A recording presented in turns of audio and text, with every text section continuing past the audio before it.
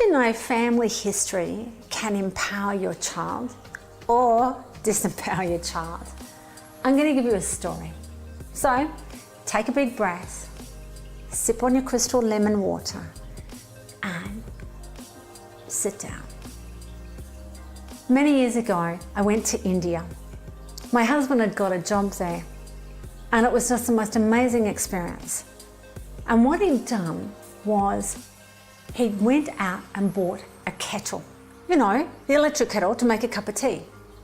He thought he was helping at the office that he was working in this particular city.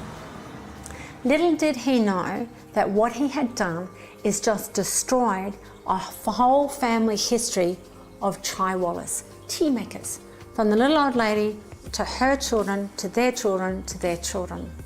That had disempowered her future children, her millennium children. You see, to make a cup of tea or coffee in India is a process and a ceremony. Remember I talked about food ceremonies? It is the most exquisite thing, but please don't expect your coffee to be quick.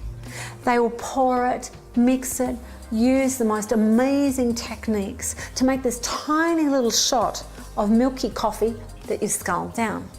Well, my husband being of Western world, it's all about boil the kettle, put the instant on, scull it down, drink it in a mug and make another one. What had happened was that family history was all about this is what you must do. The reason I'm bringing this up is because when I start to speak with that chaiwala, that lady's, the tea lady's great grandson who spoke English very well, he didn't want to be a chaiwala. He was around all these Western men. He wanted to be like them. He wanted to fly around the world. He didn't know what job it was, but whatever they were doing, he wanted that. In this family history, it was all about if your parents had done it, you do it, and it's following the suit. I could see his little heart quite broken. Family history is quite important. Quite often we will project our stories onto our children to say that's what a success is. That's how to be happy. But you know what? That's not what it is. Family history is actually family together, hi, story. So as a family, if I go up and I say, hi, what's your story? Imagine if great grandma went to her grandson and said, what's your story? Well, grandma, I want to be a businessman. What happens is that child is allowed to blossom and shine his brilliance to be what he wants to be. But there was a conditioning of closing him right down, you must stay in that box. It was the saddest little thing, but I also understood the caste system of India. And it's not just India. I saw it in France where I've worked, Bali, Malaysia, and here within Australia as well.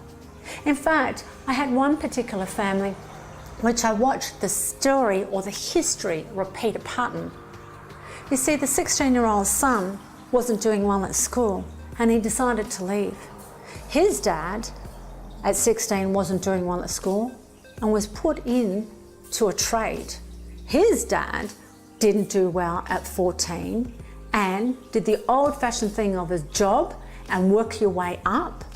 And then his dad did the same. And what I was watching was family history, just like in Western medicine, genetics. But the genetics here were belief systems, values. And this particular 16-year-old bucked the system. Now, normally that's an aqua personality. Push the boundaries, break the system, but this was a star child, which is very unusual. Star children follow the rules. He bucked the system. He wanted to do something completely different. The dad and the grandfather, the great-grandfather was dead, both said to that child, you'll lose, you'll be hopeless, it will never work. When I talked to that teenage boy, he told me of his dreams and aspirations and what he wanted to do. He wanted to be a comedian. Dad and granddad said that's no job and you'll never make it. And yet he told me of all the people that were successful and who he admired, and that's where he shone his brilliance. Otherwise he was very quiet and reserved. So consider your family high story. What's your child's story? And know that their story is going to change. When they're 5, they want to be a fireman or a nurse. When they're 7, they want to be an astronaut. When they're 12, they decide that they want to go and round up sheep as a cowboy. When they're 15, they don't want to do anything. When they're 22, they want to become an engineer. When they're 35, they want to become an engineer. When they're 55, they've found peace because they're doing what they really want, which is baking cakes. It doesn't really matter. So consider family history. How are you empowering your child with their vision, their story, not yours? Be interesting to draw. Bye.